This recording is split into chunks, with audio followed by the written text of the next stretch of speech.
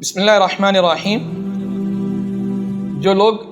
حج کی ادائیگی کے لیے میقات کی حدود سے باہر سے آتے ہیں ان کو شریعت کی اصطلاح میں آفاقی کہا جاتا ہے۔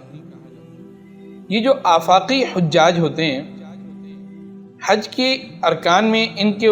لیے حج کی تکمیل کے لیے جو ایک آخری رکن ہے جس کو ہم طواف وداع کہتے ہیں، یہ لازم ہے، واجب ہے۔ اگر کوئی شخص طواف وداع کو چھوڑ دے گا تو اس کے اوپر دم لازم آئے گا۔ ان لوگوں کے اوپر لازم ہے کہ جب وہ حج مکمل کر لیں، تمام ارکان ادا کر لیں،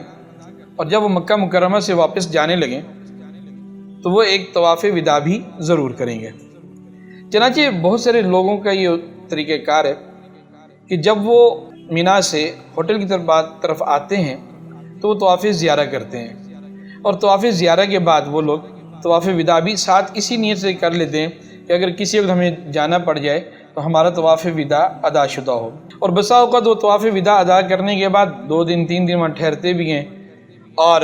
اس کے بعد پھر مزید کئی طواف کر لیتے ہیں، تو ان کے طواف وداع ادا ہو جاتا ہے۔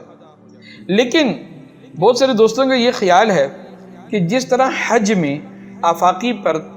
حج کی تکمیل کے لیے طواف وداع واجب ہے، اسی طرح عمرے کے لیے جب وہ آئے گا تو عمرے کر کے جب وہ مکہ مکرمہ سے رخصت ہوگا تو وہ طواف وداع لازمی کرے گا۔ تو یاد رکھیے یہ بات درست نہیں ہے۔ اس کی وجہ یہ ہے کہ عمرہ صرف 4 ارکان کا نام ہے، یا عمرے میں صرف 4 عبادات ہوتی ہیں۔ سب سے پہلی احرام باندھنا، دوسرا ہے طواف کرنا، تیسرا ہے صفا مروہ کی سعی کرنا، اور چوتھا ہے سر کے بالوں کا حلق کروانا یا قصر کروانا۔ 5واں کوئی عمل عمرے میں شامل نہیں ہے۔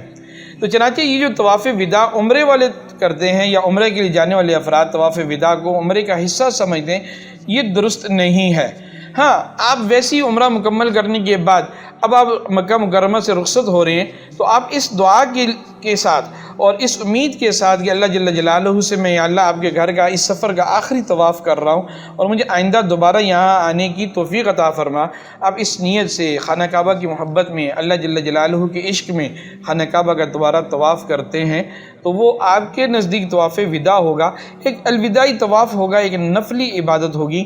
لیکن وہ طواف وداع جو ہے وہ عمرے کا حصہ نہیں ہوگا۔ اس لیے ہم اپنے دوستوں سے یہ کہا کرتے ہیں کہ عمرے پر جانے سے پہلے آپ عمرے کی تربیت ضرور حاصل کریں تاکہ آپ کو عمرے کے مسائل کا علم ہو اور وہاں جا کر کے آپ کو ایسی کسی بڑی پریشانی کا سامنا نہ کرنا پڑے۔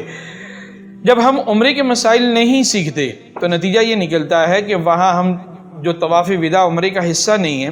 تو بہت سارے لوگوں کے دیکھا دیکھی طواف وداع کرنا شروع کر دیتے ہیں، اور لا علمی اور کم علمی کی وجہ سے وہ یہ سمجھتے ہیں کہ شاید طواف وداع بھی عمرے کا حصہ ہے۔ تو یاد رکھیے، عمرے میں کوئی طواف وداع نہیں ہوا کرتا۔